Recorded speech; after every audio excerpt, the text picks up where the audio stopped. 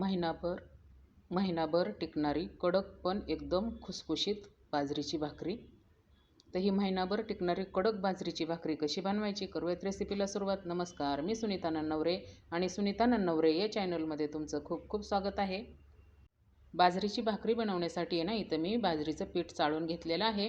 यातलं फक्त आहे ना आपल्याला 2 ते 3 पळ्या आहे ना पीठ लागणार आहे. मी तुम्हाला 2 बाजरीच्या भाकरी एकदम कडक करून दाखवणार आहे. आता बघा, ह्या पिठामध्ये आहे ना आता मी 2-3 चमचे घेतलं ना बाजरीचं पीठ. त्याच्यामध्ये आहे ना नेहमीची आपली भाकर फक्त एकच होणार, पण ह्याच्यामध्ये आहे ना मी तुम्हाला 2 भाकरी करून दाखवणार आहे. टाकूया चवीपुरतं मीठ, 2 चिमूट हळद, थोडासा पाव चमचा ओवा. ओवा आहे ना हातावरती ना क्रश करून टाकायचा.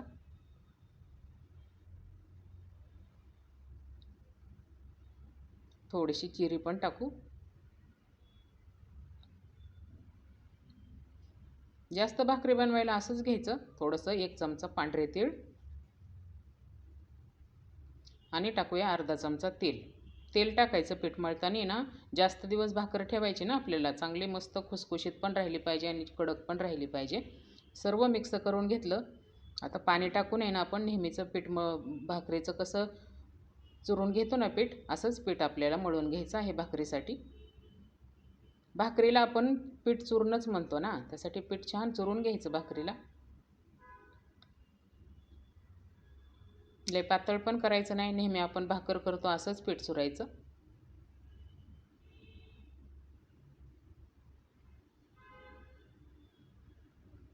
गरम पाण्याची पण आवश्यकता लागते. आपल्या साध्या पाण्यानेच मी पीठ तुम्हाला मळून दाखवणार आहे. बघा, छान असं पीठ मळून घेतलेलं आहे.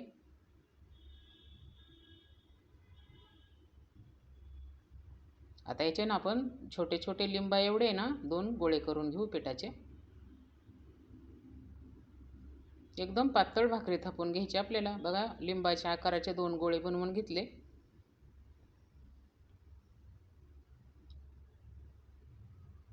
आता आपण भाकरी थापण्यासाठी ना पोळपट घ्यायचं. पोळपटवरती भाकरी थापायची म्हणजे छान पातळ थापता येते. त्याच्यावरती ना बाजरीचं पीठ टाकायचं भाकरी थापायला. हाताने थोडंसं असं एकसारखं गोल करून घ्यायचं आणि बाजरीचं पीठ टाकून भाकरी छान थापून घ्यायची.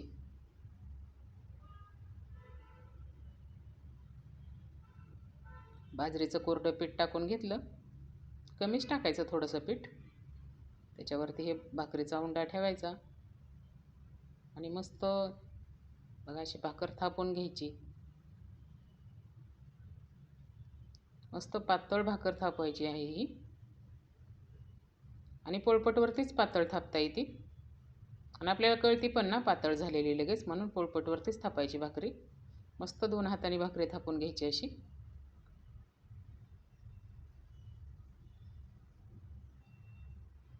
बघा, भाकरी थापून झालेली आहे. एकदम पातळ भाकरी थापलेली आहे मी. एवढी पातळ भाकरी थापायला लागते, मस्त कडक होती ही भाकर. तवा पण गरम झालेला आहे. भाकर आहे ना अशी 2 हाताने उचलायची. तवा गरम झालेला आहे.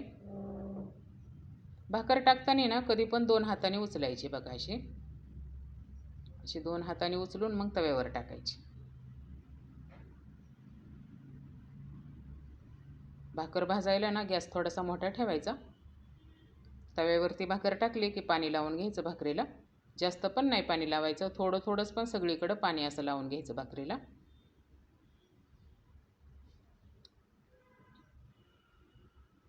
वरचं पाणी थोडंसं सुकलं मग कलथ्याने ना भाकर उलटून घ्यायची. लय पातळ भाकरी आहे, एकदम जपून उलथायला लागते ही भाकर. पण वरचं पाणी सुकल्यानंतरच भाकर अशी आहे ना उलथायची.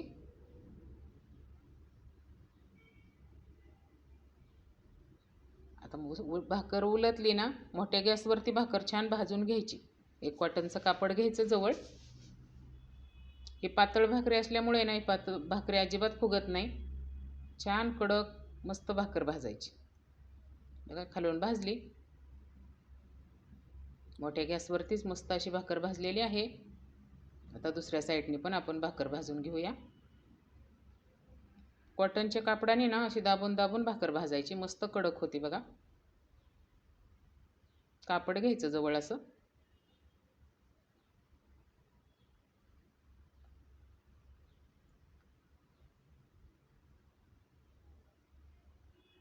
फिरवून फिरवून मस्त आपण कडक भाकर भाजून घेऊया.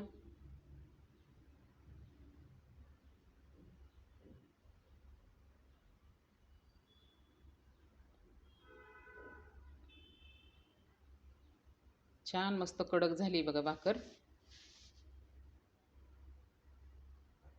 पहिली टाकलेली भाकर आहे ना मस्त अशी भाजून झालेली आहे आणि एकदम कडक झाली भाकर. ही भाकर आहे ना एका कॉटनच्या कापडावरती आपण भाकर काढून घेऊया. ताटामध्ये आहे ना पाणी सुटतं ना, टोपल्यात तरी ठेवायची नाही, अशी आहे ना कॉटनच्या कापडावर भाकर काढायची. दुसरी पण आहे ना थापून घेतलेली आहे भाकर. ही भाजती ना तोपर्यंत या भाकरीला पण आपण पाणी लावून घेऊया.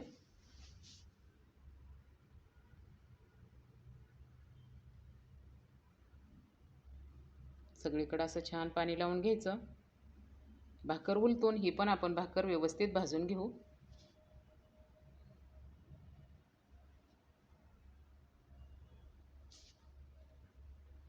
वरचं पाणी सुकलं की कलत्याने भाकर उलटून घ्यायची.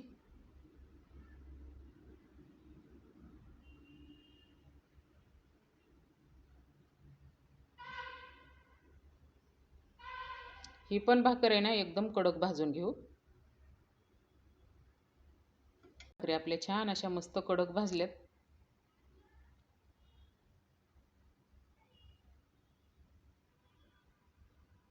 बघा किती छान मस्त पातळ पण झाल्यात आणि झाल्यात पण एकदम कडक. ही भाकर आहे ना महिनाभर तर टिकतेच, पण महिनाभर राहतच नाही, लगेच संपून जाते आणि इतकी मस्त खमंग लागते ही भाकर. या भाकरी आहेत ना मी अगोदरच बनवून ठेवल्या होत्या. आता मी तुम्हाला 2 भाकरी बनवून दाखवलेल्या आहेत.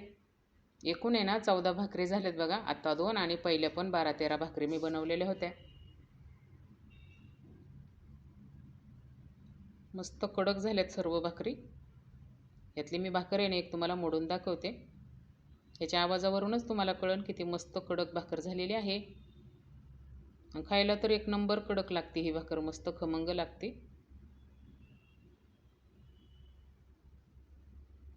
याच्याबरोबर आहे ना शेंगदाण्याची चटणी, थोडंसं तेल टाकायचं. मस्त तोंडाला चव येईन अशी लागते ही भाकर शेंगदाण्याची चटणी बरोबर. तर तुम्ही पण आहे ना अशी भाकरी बनवून बघा. हिवाळ्यामध्ये आहे ना बाजरीची भाकरी खाल्लेली पण चांगली असते. याच्यामध्ये आपण तीळ टाकलेलं आहे, सर्व जिरी ओवा टाकल्यामुळे एकदम खमंग भाकर लागते. तर नक्की करून बघा. ही बाजरीची कडक भाकर बनवलेली रेसिपी तुम्हाला कशी वाटली नक्की सांगा. भेटूयात पुढच्या रेसिपीला.